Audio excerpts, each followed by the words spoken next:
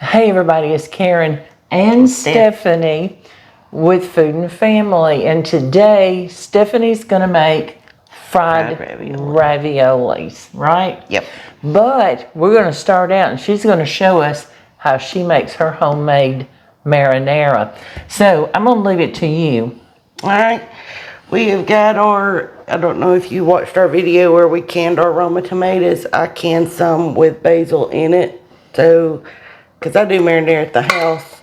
And we're just going to drain the water off of this. I'll try to, if I don't forget, link the tomatoes video at the bottom. If you can can your own tomatoes, oh my gosh, you'll be so happy. Okay, so you drain the juice off. I would think you would leave it on. Okay. Well, they're full of juice. And if you don't have your own canned tomatoes, I highly suggest using the San Marzano tomatoes, the peeled. They really are the best. So much flavor. And can't you get the San Marzano in the can that already has the basil and stuff in it, or it has some in it? The ones that I get do not. It's just the peeled whole tomatoes. Yeah. And that's what I use in my marinara at home if I don't have my own canned tomatoes.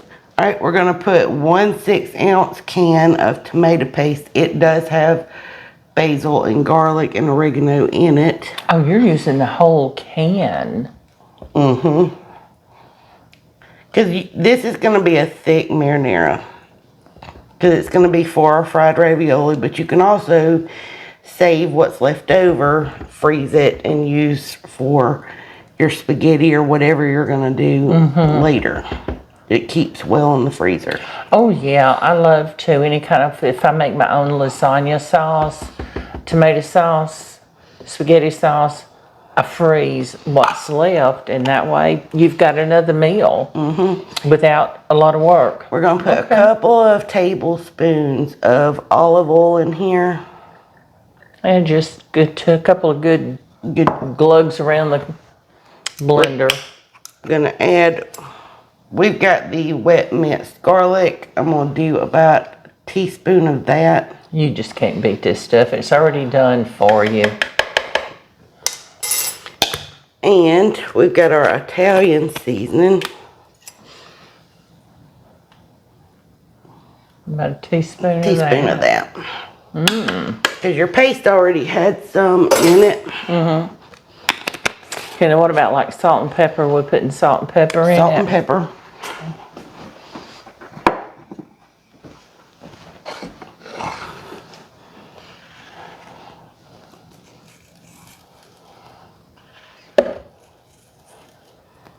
That might have been half a teaspoon. She didn't put in much. Well, but we salted these tomatoes when we canned them, so they've already got salt. And the tomato paste probably has salt in it. Yes. Okay.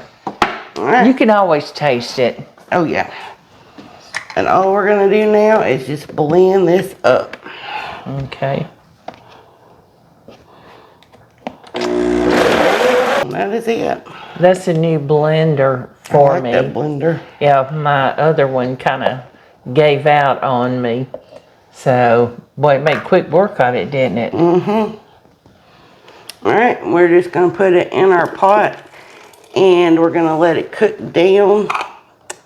We're going to check it in about 30 minutes to 40 minutes. So you're going to kind of cook it on a low simmer? Yeah, it needs to do a low simmer to kind of get all those flavors married together, cook out some of the water content will evaporate out of it and thicken it up. Yeah, when I make my pasta sauce for spaghetti or lasagna, I let it simmer about an hour, and it gets all of those flavors out. Good deal. That is it. We're going to put this on a low simmer, and we'll be back to start doing the fried ravioli. All right. While the sauce is finishing up, Stephanie's going to show us how she does the raviolis. And by the time they get done, the sauce should be ready. She's been letting it simmer. About 45 minutes. Yeah, about 45 minutes now. So we tasted it. It's so good. We've got 1 pie pan of Italian breadcrumbs. We've got egg wash here. That's 2 eggs with a splash of water. We've got a 9-ounce container of the smaller raviolis. You can use the bigger ones if you want. Just the cheese-filled one. You can use any of the meat-filled ones if you want. Could you use this like spinach? Don't they have one that's spinach? Wouldn't that be good too? Any one you want. Yeah. And this, I mean, this is so easy to do. All we're gonna do is dump a few in our egg wash. Oh, wow. And she's got her oil heating up to 350. All right, all we're gonna do is let those sit in there and get good and coated. And then we're gonna start dredging through our Italian breadcrumbs. And these are gonna puff up a little bit when they start frying. Okay, so let us get a few breaded up here, and then we're going to come back, and she's going to cook up some for us, okay?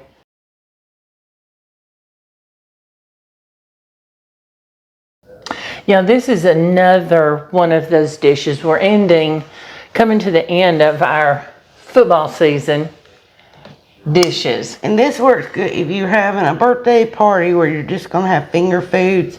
This works well with that. If you're having football tailgate, these work good with that. Yeah, so what have we done so far? We've got these.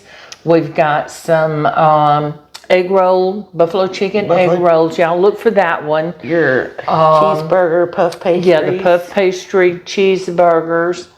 Your charcuterie board. Yeah, the charcuterie board and the pimento cheese. And y'all look for all of those videos. So you make you a spread on your table and just everybody have a good time. Or pack it up and go tailgate. These won't take a couple of minutes to cook. And another thing, you'll have to reference the video.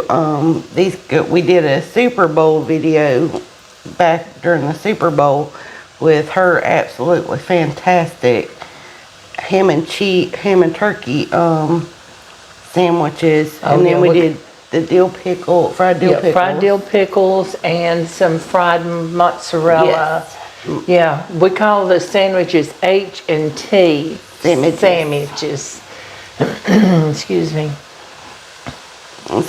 I mean, see how quick those puffed up? Look at them. Yeah, they've puffed up. I know you can't see down in there. I wish I had thought and put the skillet down here, but you know what things look like when they're frying, and we're going to hold these up for you. These cook really quick, so you want to keep them turning so they're getting done. Keep them moving in the pan. Yep. These look amazing. Yeah, she's got some that are ready to come out. And things like this, they'll continue to fry. They'll keep cooking when you take them out of the pan. You can see that cheese. You don't want to lose the cheese. Oh. Watch yourself. Did it pop? No, oh no. Yeah, set my arm to it. Looky here. Isn't that a beautiful? Oh my gosh. Okay, so we're gonna go continue to bread these and fry them, and then we're gonna come back and we're gonna show you how we serve them up, okay? All right, these are done, and we are taking the last of them up. These look so good, guys. There's a lot here. There is a lot in that package. Well, they puff up, so they look a lot bigger than what that little tiny package had. Yeah. But it goes a long way because they puff up. Yeah. So this would be a good serving if you're having a gathering. It don't have to be football. If you're having a birthday party, an anniversary, or just like we do with the brothers. Just to get together. Get together. Yeah. So look at that. Look how beautiful that is. Now Stephanie's going to show us how to serve them. All right, we have got our marinara sauce is done. And Oh, you've got like, to see this marinara sauce. You need to let it go for about an hour because you want to cook down some of that moisture so it's not too runny. But it's perfect consistency.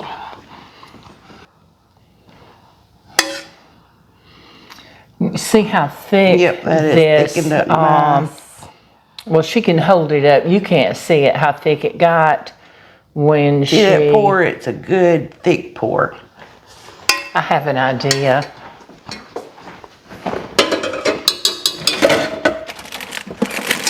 Mama has an idea. Oh no, you can't go wrong with that.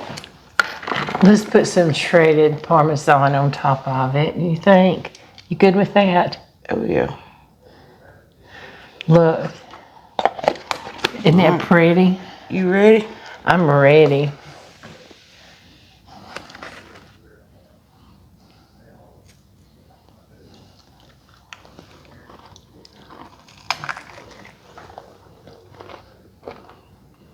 Oh my goodness.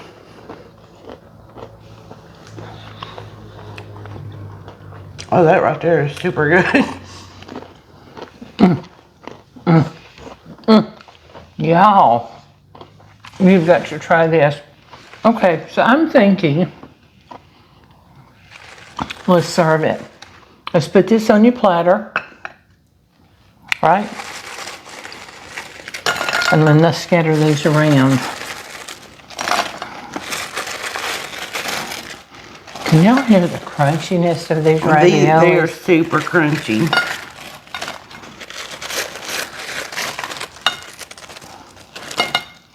Looky there. Now I'm going to take, if you're not opposed, and let's just sprinkle a little Parmesan around. Isn't it beautiful? Let's hold that up. You got longer arms than me. Looky there. Yeah, I can't do that. Looky there. Isn't that pretty? We're going to take some pictures so you can get some good close-ups. Wow. And that marinara sauce is super good. I think we'll call Brandon in and Pop and have them come taste them in a little bit. We hope you'll make these. Let us know what kind of raviolis you make and what kind of sauce you use. And let me just say, if you have the chance, it is so easy to make your own marinara sauce. If you have the chance, if you don't have canned tomatoes, get the can of any kind of whole tomato or the San Marzano. Like we did, just cook it down, let that moisture get down. You will not be disappointed. no, you won't. And it doesn't take that long. You can have that be simmering while you're doing other things, getting your raviolis together, getting your oil hot, and just let it simmer at least 30 minutes, don't you think? I would go an hour, but 30 minutes will cook that down enough that it's fine. Yeah. But the longer it sits marrying those herbs and the olive oil and the garlic together, just better. Yeah, because you want the thickness, and it cooks out some of that extra moisture, like she was saying. Because even though she drained the tomatoes Those on the tomatoes sauce, hold a lot of moisture. yeah, they still have that moisture in them. All right, what do you say? We go try some of these, or we go eat some more of We'll go eat these. some more. Get the boys in here. Yep, we'll get the boys in. All right, thank y'all for joining us today. We certainly appreciate each and every one of you, and we love having you in our kitchen, and we hope you'll come back. Join us again. Please like, share, subscribe. Don't forget, hit that little notification bell so you'll know when we put out our next video. See you soon, everybody.